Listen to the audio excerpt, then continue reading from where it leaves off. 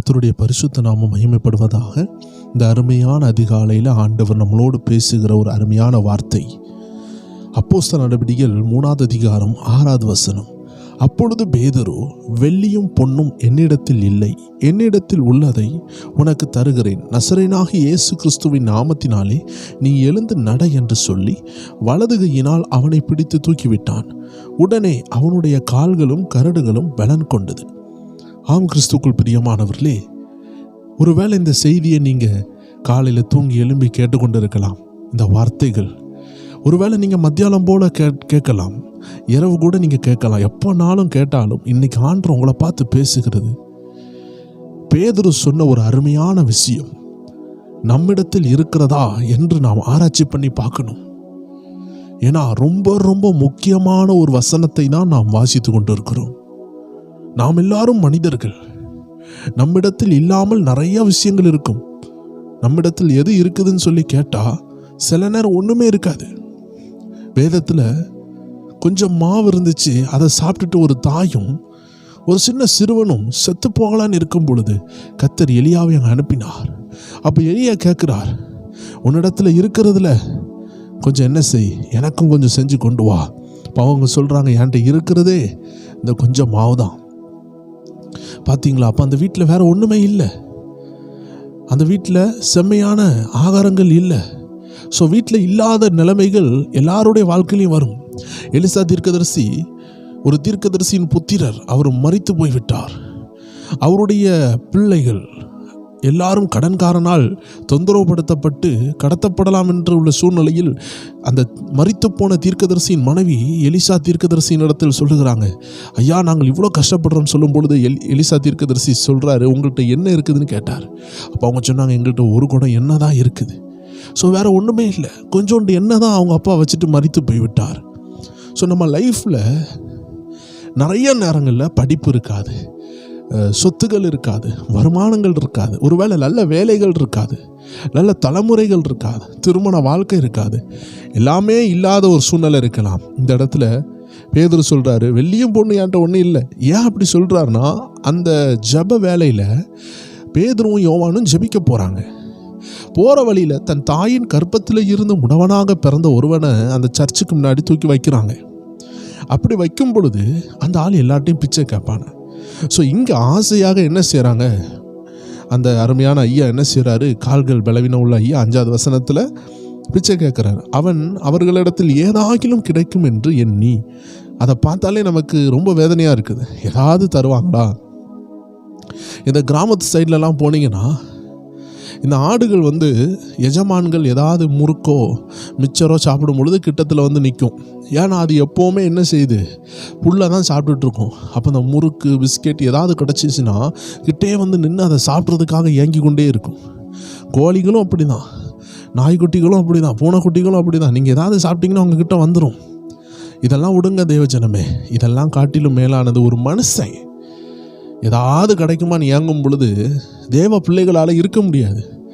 So இங்கே பார்த்தீங்கன்னா பேதுரு சொல்கிறாரு, ஏன்ட்ட ஒன்றும் இல்லைப்பா, உனக்கு தர்றதுக்கு தங்க நாணயமோ வெள்ளி நாணயமோ இல்லை சாதாரண பைசாவோ இப்பொழுது என்கிட்ட ஒன்றுமே இல்லை. தேவஜனமே, நம்மளோட லைஃப்பில் குறைவுகள் வரலாம், ஏற்ற தாழ்வுகள் வரலாம். இந்த குறிப்பிட்ட இடத்துல பேதுருட்ட ஒன்றுமே இல்லை. இன்னொரு அதிகாரத்தில் பார்க்கும்பொழுது பேதுருக்கிட்ட எல்லாரும் சொத்தை கொண்டு விற்று கொடுத்தாங்க. அந்த நேரம் பொண்ணு வெள்ளியும் குமிஞ்சது, வஸ்துகள் எல்லாம் குமிஞ்சது, ஆஸ்திகள் அவர் கையில் வந்துச்சு. ஆனால் இந்த அதிகாரத்தில் அவர்கிட்ட ஒன்றுமே இல்லை. இல்லைன்னு சொன்ன உடனே அவர்கிட்ட இருக்க வேண்டியது இல்லாமல் போகலை, இருக்க வேண்டியது இயேசு கிறிஸ்து. இயேசு பேதுருக்குள்ளே கரெக்டாக இருந்தார். அதை தான் நம்ம இன்னைக்கு கவனிக்க வேண்டும். நம்ம லைஃப்பில் நிறைய விஷயங்கள் இல்லாமல் இருக்கலாம், ஆனால் இருக்கிறவர் உள்ளே இருக்கிறாரா, இயேசு கிறிஸ்து உள்ளே இருக்கிறாரா, அதுதான் விஷயம். ஏன்னா இவர் இருந்தார்னா எதெல்லாம் இல்லை எல்லாமே கொண்டு வந்துடுவார். அவர் பாருங்களேன் எப்படி செய்கிறாரு பாருங்கள். பேதுருக்குள்ளே இருந்த ஆவியானவர் சொல்கிறாரு, என்கிட்ட ஒன்றும் இல்லை தான், ஆனால் இந்த பேதுருக்குள்ளே ஒன்று இருக்குது, இயேசுவின் நாமம் இருக்குது, எலும்பி நடன்னு சொல்லி தூக்கி விட்டார். ஸோ தேவச்சனமே, இன்றைக்கி நம்ம கையில் ஒன்றும் இருக்காது, ஆனால் நம்ம லைஃப்பை தூக்கி விடக்கூடிய இயேசு உண்டு. திருமண தடையா அதிலிருந்து தூக்கி விடுவார், உங்களை பறக்க வைப்பார். கற்பத்தின் கனி தடையா உங்களை சாதனையாளராக மாற்றுவார், எலும்பி பிரகாசிக்க பண்ணுவார். வேலை இல்லாத தடையா உங்கள் கரத்தை பிடிச்சி தூக்கி திரும்பி எழுப்பி நிறுத்தி உங்கள் பிஸ்னஸை தூக்கி வைக்கிறதுக்கு நம்ம அருள்நாதர் இயேசு நம்ம கூட இருக்கிறார். ஸோ நம்ம இன்னைக்கு உலக விஷயத்தில் ஃபோக்கஸ் பண்ணாமல் இருக்கிறவர் உள்ளே இருக்கிறாரா, தேவையானவர் உள்ளே இருக்கிறாரா, நம்மளை விட்டு எடுபடாத அந்த நல்ல பங்கு உள்ளே இருக்குதா? இன்னைக்கு உலகம் சொல்லுவாங்க, கல்வி செல்வத்தை திருடனால திருட முடியாதான். இந்த உலகத்தில் எதை சேர்த்து வச்சாலும் திருடன் திருடிடுவானா, கல்வி செல்வத்தை திருட முடியாதான். ஆனால் நான் சொல்கிறேன், தலையில் ஒரு தட்டு கீழே ஆக்சிடென்ட் ஆச்சுன்னா அவன் கோமா ஸ்டேஜுக்கு போயிடுவான். அவனுடைய கோமா அந்த மனது என்ன செய்து விடும், அப்படியே மயங்கி விடும், மூளை செயலிழந்து விடும். அப்படி 7 வருடங்களாக 5 வருடங்களாக கோமா ஸ்டேஜில் இருக்கிறவங்க இருக்கிறாங்க. ஸோ எனக்கு தெரிந்தது என்ன தெரியுமா, கல்வி செல்வம் கூட ஒரு நாள் திருடு போகலாம், ஆனால் கத்தாதை கத்தரி இரட்சகராகிய இயேசு கிறிஸ்து ஒரு நாளும் நம்மளை விட்டு பிரிந்து போக மாட்டார். இந்த செல்வமாகிய இயேசு கிறிஸ்துவை நம்ம இருதயத்துக்கு கொண்டு போகணும். இருதயத்தில் வந்த இயேசு நமக்குள்ளே இருந்து வளர்றதுக்கு இன்னும் நம்ம என்ன செய்யணும், ஆகாரம் கொடுக்கணும், வசனத்தை கொடுக்கணும், தேவனோடு உறவாடணும். என்னதான் உலகத்தில் பிஸியாக இருந்தாலும், என்னதான் பிஸி ஷெடியூல் இருந்தாலும் கர்த்தருக்கு குவாலிட்டி டைம் கொடுக்கணும். குவாலிட்டி டைம்னா எனக்கு மீதி டைம் இருந்தால் ஜெபிக்கிறேன்னு சொல்லாமல் அவருக்குன்னு டைமை ஒதுக்கி ஜெபிக்கணும். நம்ம தேவனை தேடுறதுக்குன்னு ஒரு டைம், ஸ்பெஷல் டைம் நம்ம ரெடி பண்ணணும். இந்த மாதிரி நம்ம லைஃப்பை அரேஞ்ச் பண்ண கர்த்தர் நம்மள்கிட்ட விரும்புகிறார். அப்படி செய்யும் பொழுது அவருடைய மகிமையின் கரம் விளங்குகிறதை பார்ப்போம், அற்புதங்கள் நடக்கிறதை பார்ப்போம். சுதேவச்சனமே, முதிர்ந்த ஊழியர்கள் நிறைய பேர் சொல்லுகிறது உண்டு, பேதுரு இயேசுவின் நாமத்தை சொன்னார், முடவன் நடந்தான். நம்மளும் இயேசுவின் நாமத்தை சொல்கிறோம், ஏன் நடக்க மாட்டேங்குதுன்னா பேதுருக்குள்ளாடி வசனங்கள் நிரம்பி இருந்தது, அனாயிண்டிங் நிரம்பி இருந்தது, அபிஷேகம் நிரம்பி இருந்தது. உடைக்கப்பட்ட பேதுரு தான், பின்வாங்கின பேதுரு தான், மறுதளிக்கப்பட்ட பேதுரு தான். ஆனால் கர்த்தர் சமூகத்தில் தன்னை ஒப்பு கொடுத்து திரும்பி எழும்புகிறதற்கு தன்னை விட்டு கொடுத்த பேதுரு, தேவன் அவரை எழுப்பினார். இன்றைக்கி நம்ம எவ்வளோ உடைந்தோன்னு விஷயம் அல்ல, எவ்வளோ தூரம் விட்டு கொடுக்குறோம். ஆண்டவரே, நான் உடைக்கப்பட்டவன் தான், வேண்டான்னு சொல்லப்பட்டவள் தான், ஆனால் நான் விட்டு கொடுக்குறேன்ப்பா, என்னை எழுப்புங்கன்னு சொல்லி பாருங்கள், கர்த்தர் திரும்பி எழுப்புவார், உங்களை நடத்துவார். எல்லாரும் வெறுத்தாலும் இயேசு நம்மளை வெறுக்கவில்லை, திரும்பி தூக்கி விடுறதுக்கு ரெடியாக இருக்கிறார். இந்த அருமையான நாளில் ஆண்டு நம்மளை பார்த்து சொல்லுகிறார், உங்களை தூக்கி விடணும்னு நினைக்கிறார்.